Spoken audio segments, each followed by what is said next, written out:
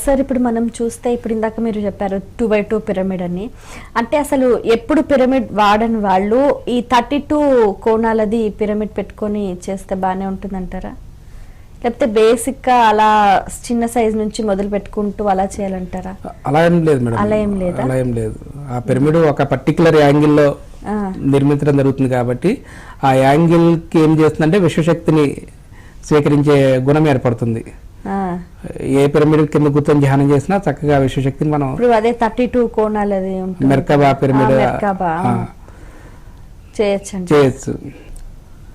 Okay madam, ఇప్పుడు ధ్యానాన్ని ఎక్కువ పెంచుకోండి. తర్వాత ఎనర్జీ బాడీ మీద మీ దగ్గరలో ఉన్న మెడిటేషన్ సెంటర్ ఎవరైతే ఉంటారో అక్కడికి వెళ్ళి అడిగినా కూడా చెప్తారు.